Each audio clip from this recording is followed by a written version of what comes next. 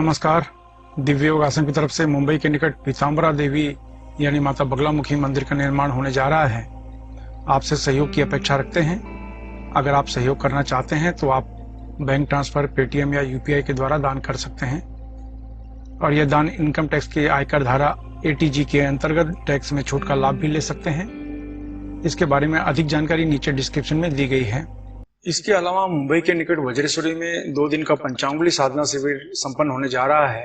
इसमें 1.25 लाख मंत्र से लेकर 5 लाख मंत्र का अनुष्ठान होगा। यह साधना उन लोगों के लिए बहुत जरूरी है जो आध्यात्मिक क्षेत्र में हैं, जैसे कि एस्ट्रोलॉजर हैं, ज्योतिष हैं, रेकी हीलर हैं, प्राणिक हीलर हैं, जो पूजा पाठ के क्षेत्र में हो, आध्यात्मिक उपचार करते हों या फिर किसी भी पद्धति से प्राकृतिक उपचार करते हों। इस तरह के लोगों के लिए यह साधना बहुत ही आवश्यक है, क्योंकि जब आप कोई निर्णय लेते हैं तो आपका सभी प्रकार का निर्णय अचूक साबित होता है। अगर आप इस साधना में प्रत्यक्ष आकर सीखना चाहते हैं तो नीचे डिस्क्रिप्शन में लिंक दिया है, वहां से इस साधना में भाग लेने के लिए फॉर्म भर सकते हैं। नमस्कार, दिव्य योगासन की तरफ से आपका हार्दिक स्वागत है। आज हम मृगी मुद्रा की चर्चा करेंगे कि मृगी मुद्रा लगाकर अगर हम ध्यान करते हैं तो हम अपने जीवन में क्या क्या लाभ उठा सकते हैं, इस बारे में चर्चा करने की कोशिश करेंगे। मृगी मुद्रा की अगर हम चर्चा करें तो ये बहुत ही अद्भुत मुद्रा मानी जाती है। इसका उपयोग सतयुग से त्रेता युग से किया जा रहा है। बिना इस मुद्रा के उपयोग के किसी भी प्रकार के धर्म कर्म के कार्य सफल ही नहीं होते।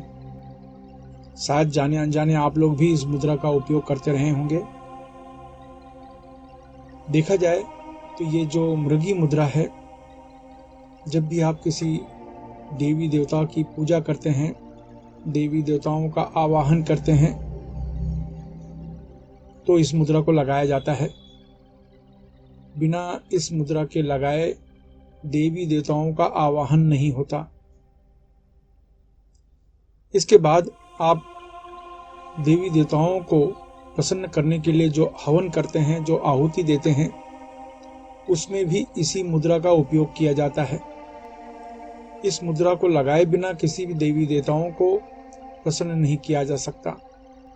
इस मुद्रा को लगाने पर ही हवन सफल माना जाता है। तो आज इसी मुद्रा की चर्चा करेंगे, क्योंकि ये मुद्रा जो होती है, जितने भी पवित्र कार्य हैं, जितने भी शुभ कार्य हैं, उन शुभ कार्य को सफल करने के लिए ये मुद्रा लगाई जाती है। शुभ कार्य और मंगल कार्य कौन कौन से होते हैं? आप जितनी भी प्रकार की देवी देवताओं की पूजा करते हैं, जो सात्विक पद्धति से जो पूजा करते हैं, उनमें इस मुद्रा का उपयोग करें तो आपको लाभ ज़्यादा मिलेगा। मंगल कार्य की बात करें तो शादी, ब्याह, बच्चे होना, ये मंगल कार्य में आते हैं।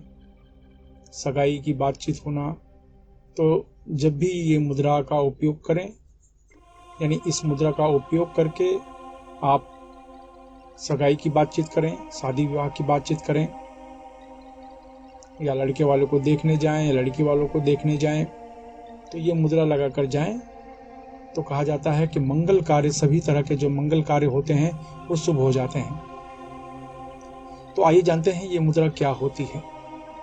तो आप ये देख रहे हैं मेरे दोनों हाथ, इसमें ये जो बीच की 2 उंगलियां हैं, इनको मोड़ा जाता है, अंगूठे से जोड़ा जाता है।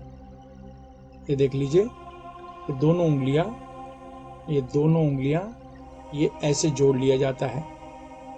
तो इसको मृग मुद्रा या मृगी मुद्रा भी कहा जाता है।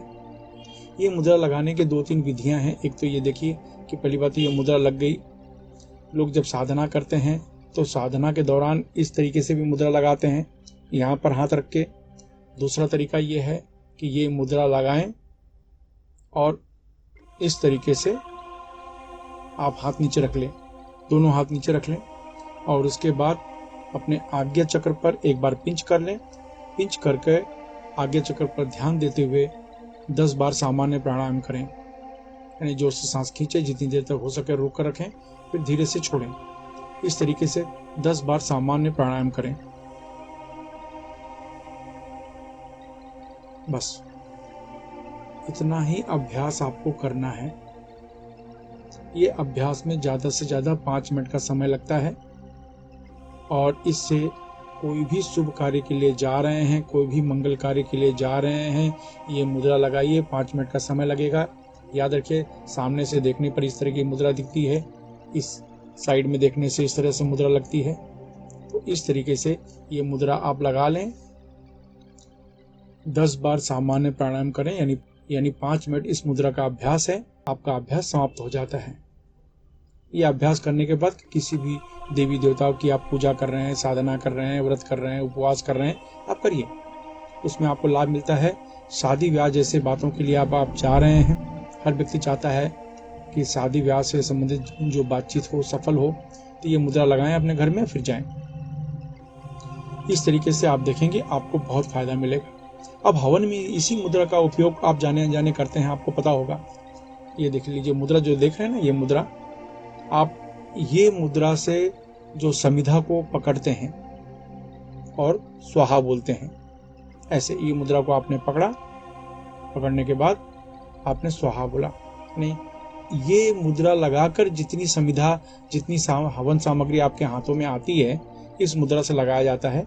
ये मुद्रा लगाने के बाद और फिर ये स्वाहा, स्वाहा, फिर ये स्वाहा, फिर ये स्वाहा, इस तरीके से किया जाता है। तो आप देखिए, यही मुद्रा लगाई जाती है।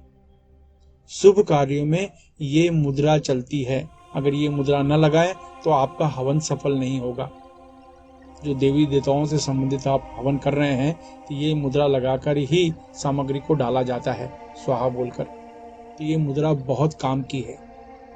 इसके अलावा ये जो मुद्रा होती है, हमारी मन की शक्तियों को बढ़ाती है, हमारे अंदर की जो चंचलता है उसको दूर करती है। दीवानापन, पागलपन जिसको हम कहते हैं, हिस्टीरिया, इस तरह की समस्याओं में आराम मिलता है और मन को पूरी तरह से शांत करता है। तो ये बहुत उपयोगी मुद्रा है। इसको अपने जीवन में आत्मसात करें और अपने कार्यों में इसका उपयोग करें। लाभ देखें, आपको आश्चर्यजनक लाभ दिखाई देगा।